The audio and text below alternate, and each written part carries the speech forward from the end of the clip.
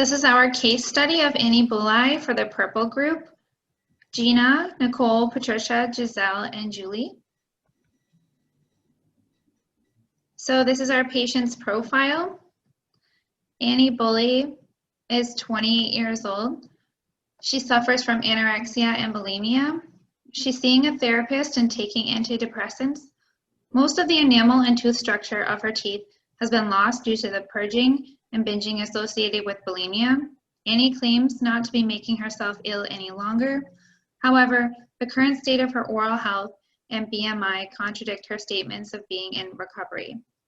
As a clinician, some clinically visible signs and symptoms of a patient currently suffering from bulimia include chronically inflamed and sore throat, swollen glands in the neck and below the jaw, worn tooth enamel, increasingly sensitive and decaying teeth as a result of exposure to stomach acids, gastroesophageal reflux disorder, and severe dehydration from purging of fluids.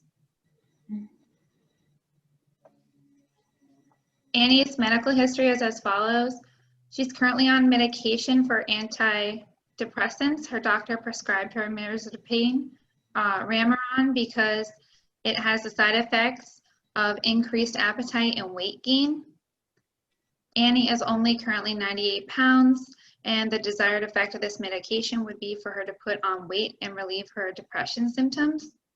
Her current body mass index is 16.31, which leaves her in the underweight category. For a woman who is 5'5" and weighs 98 pounds, she might require nutritional counseling to figure out if she's in recovery or hiding her illness. Either way, it's required that she puts on weight to be at a healthy and safe BMI. A little background information on anorexia and bulimia. These are eating disorders. They're clinically diagnosed psychiatric disorders that are characterized by severe disturbances in body image and eating behaviors. There are a couple differences. Anorexia nervosa is a serious, potentially life-threatening disorder of restricting food intake and self-starvation. It eventually leads to a deficiency in the energy and essential nutrients required by the body to function normally. Bulimia is also a serious disorder of recurrent episodes of binge eating, followed by self-induced vomiting, fasting, excessive exercise, or misuse of laxatives to compensate the excess eating and prevent weight gain. So as for Annie's restorative chart findings, we charted erosion on the following teeth, the linguals of 6 through 11, and the occlusals of teeth numbers 1, 14, 16, 17, 18, 19, 30, 31, and 32. We believe this erosion is most likely due to her purging. Due to the wear on her enamel, it is most likely causing her sensitivity, and she has a lot less protection from disease. We also discovered rampant caries due to xerostomia, erosion from vomiting, and her diet and nutrition. We noted these on teeth number 6, 8, 9, 11, 14, 18, 19, 22, 27, 30, and 31. I've also put watches on teeth numbers 1, 16, 17, and 32 due to slight erosion.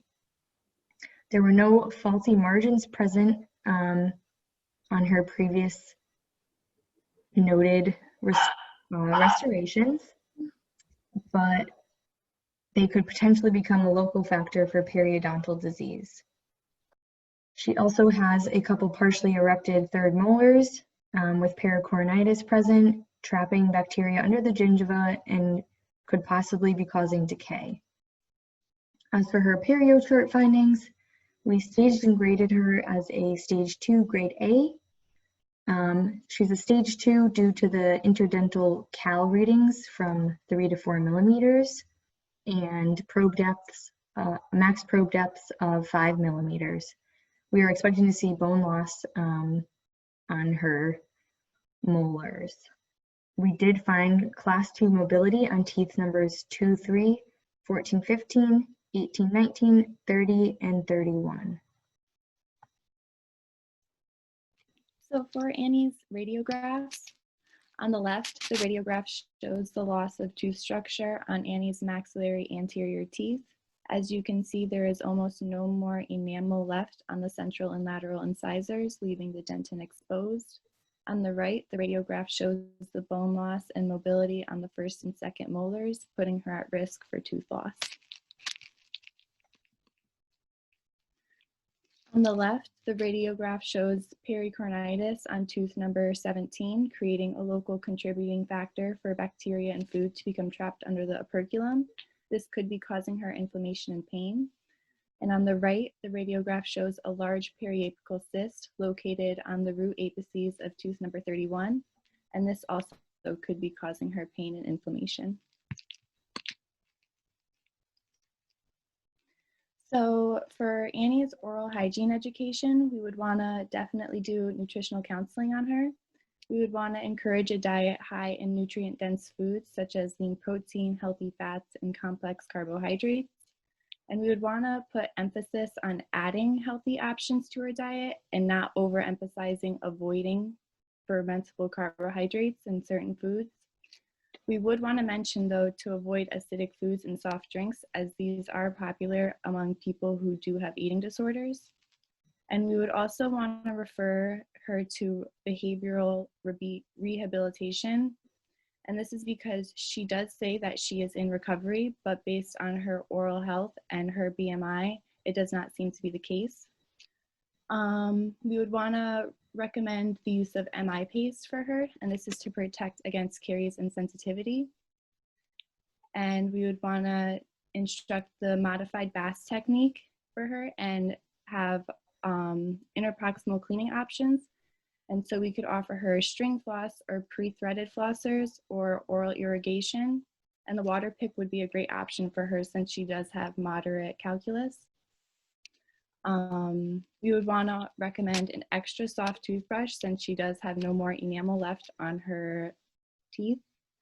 We would want to recommend a fluoridated mouthwash and xylitol ice chips, and this is to help with the xerostomia caused from her medications. And we would also want to recommend avoiding brushing her teeth immediately after vomiting, and this is to reduce the acid from her stomach being rubbed into her tooth enamel. So for Annie's treatment plan, her wholesome facial image is evidenced by her report. It is due to loss of enamel and tooth structure.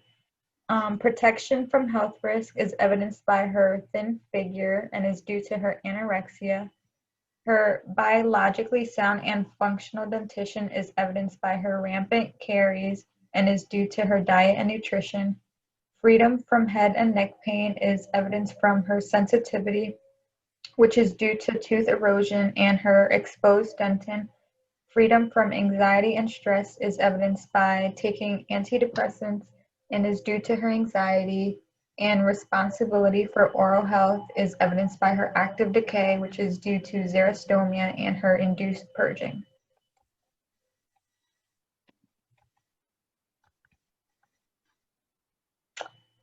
So Annie is at high risk for periodontal disease and caries and is at low risk for oral cancer. As Gina said before, for her oral self-care, after purging, she should not brush her teeth. Instead, she should neutralize the acidity in the mouth by drinking alkaline water or milk of magnesia. She should add fluoride to her daily routine, but the fluoride should be at a low pH, and she should use desensitizing fluoridated detrifices and mouthwashes to provide additional benefits for exposed dentin. So on Annie's first visit, we'll do her medical history, vitals, EOIO, restorative chart, Perio chart, and give her a referral to an eating disorder program.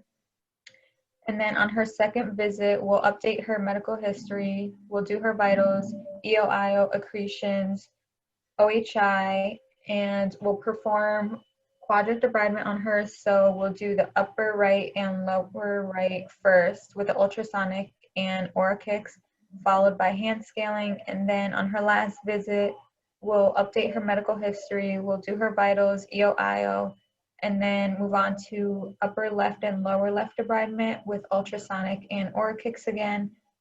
We'll follow that by hand scaling and then fluoride.